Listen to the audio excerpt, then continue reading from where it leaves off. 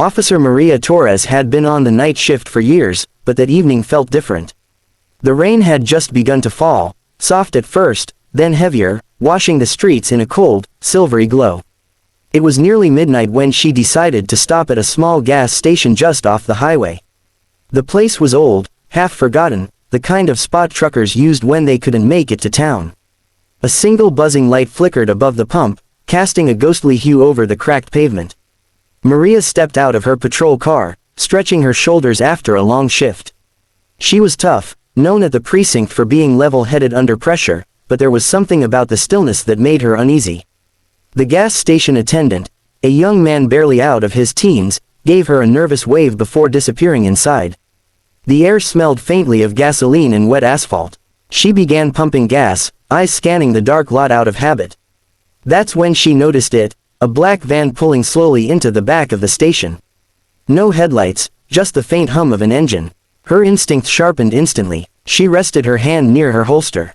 The van stopped. For a few seconds, nothing happened. Then the doors burst open. 4 men jumped out, wearing dark hoodies and masks. They didn't say a word as they approached, their boots splashing through puddles. Maria's heart rate spiked, but her face stayed calm. "Police officer," she shouted, drawing her gun. "Step back." They didn't. One of them lunged. She fired a warning shot into the air, but another came from behind, swinging a pipe. The blow knocked her off balance, and the gun slipped from her grasp.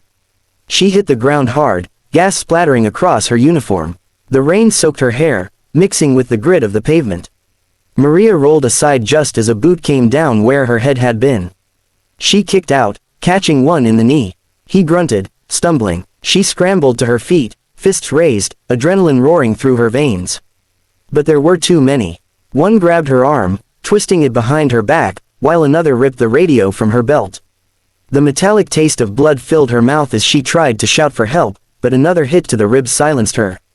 "Thought you could mess with us, cop." One sneered, his voice rough and muffled. "This is payback." Her vision blurred. She didn't even know these men, but she could tell by their movements they were organized, not random thugs. Someone had sent them. They dragged her toward the back of the station, where the lights didn't reach, the sound of the rain covering her muffled cries. Her mind raced for options. Her backup was miles away. Her weapon, gone. Every breath hurt, but she refused to give in. Even as one of them raised a crowbar, Maria stared them down, defiant to the end. And then, far off in the distance, she heard it. The faint, thunderous growl of motorcycles.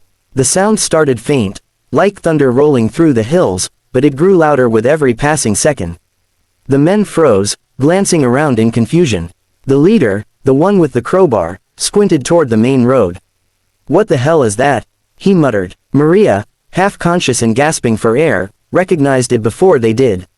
Motorcycles. Dozens of them. The deep, growling engines echoed through the night like beasts awakening from the dark. The thugs exchanged uneasy glances.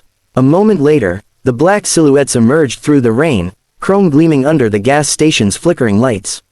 One by one, they pulled up in formation, surrounding the scene. Each bike bore the same emblem, a red skull with angel wings. The Hells Angels. The gang was infamous in the city. Maria had crossed paths with them before, arrests, raids, interrogations.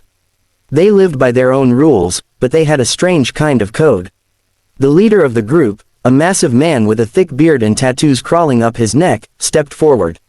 He wore a leather vest patched with years of road scars. His name was Mason, Bear, Reed, and every cop in the county knew who he was. The thugs tensed, gripping their weapons. "This ain't your business," one spat, trying to sound tough. Bear's boots crunched over the gravel as he stopped a few feet away. His piercing blue eyes shifted from Maria's bruised face to the masked men. "Looks like my business tonight," he said calmly. "And you just made a big mistake."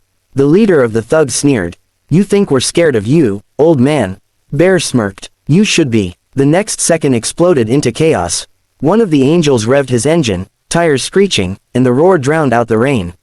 Then they charged. The thugs swung pipes and chains, but they were outmatched from the start.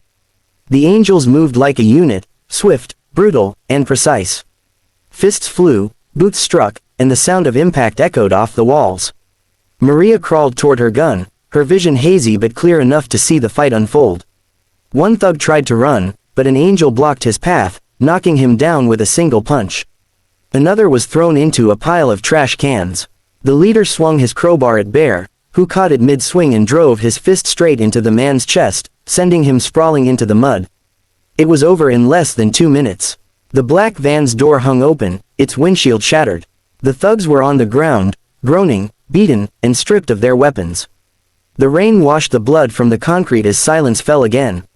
Bear turned to Maria, his chest rising and falling heavily.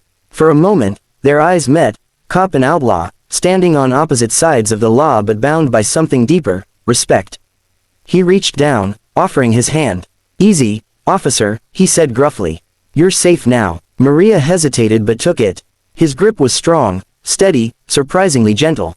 Behind him, one of the bikers called out, "Boss, what do we do with them?" Bear looked at the thugs, then at Maria. "Let her decide," he said with a faint smirk. Maria's lips curled into a faint, bruised smile. "Call it in," she said. "But make sure they remember who saved them from hell tonight." Bear nodded. "Already done." Red and blue lights painted the wet pavement as police cruisers arrived minutes later, sirens slicing through the night air. Officer Maria Torres stood near the gas station's back wall, one arm wrapped around her ribs, her uniform soaked with rain and blood. She watched as her colleagues spilled out of their cars, weapons drawn, shouting orders. But it was already over. The thugs lay sprawled across the ground, bruised, battered, and barely conscious. The black van's engine still hissed, steam rising like smoke from a dying beast. Standing a few feet away, Mason, Bear, Reed and his men waited silently by their motorcycles. Their leather jackets were soaked, the red skull emblem glistening under the flashing lights. To any other officer, they were the enemy, the notorious Hells Angels, a biker gang with a reputation steeped in chaos. But tonight, things weren't so simple. Captain Ruiz, Maria's superior, rushed to her side. "Torres, Jesus, what happened here?" he demanded, scanning the wrecked scene. Maria winced but managed a steady voice. "Ambushed by 4 men, I was outnumbered. They were going to kill me, until they showed up." She nodded toward the bikers. Ruiz followed her gaze, his jaw tightening. "The Hells Angels." Bear crossed his arms. "We were passing through," he said calmly. "Saw something ugly happening. We don't stand by for that, not in our town." His voice was low, but it carried the weight of someone who meant every word. One of the younger officers raised his weapon slightly. "You expect us to believe you just happened to save a cop?" Bear smirked, a glint of amusement in his eyes. "Believe what you want, kid. But check the cameras. We didn't touch her, only the trash who did." Maria stepped forward, ignoring the throbbing pain in her side. "He's telling the truth," she said firmly. "If it weren't for them, I'd be dead right now." There was a long pause. The rain softened to a drizzle, and the night grew still again. Ruiz exhaled, signaling his officers to stand down. The tension eased, though uneasily. The paramedics arrived, tending to Maria's wounds. As they wrapped her arm, she glanced over at Bear, who was already walking toward his bike. He looked back at her once, his expression unreadable. "Wait," she called out. He stopped. "Why did you help me? You didn't have to." Bear shrugged, the corner of his mouth lifting slightly. "Maybe I like seeing bad guys lose. Or maybe," he said, slipping on his gloves, "I've got a daughter your age. And I'd want someone to step in if she were in trouble." Maria smiled faintly. "Guess there's more to the Hells Angels than the badge says." He chuckled, swinging a leg over his bike.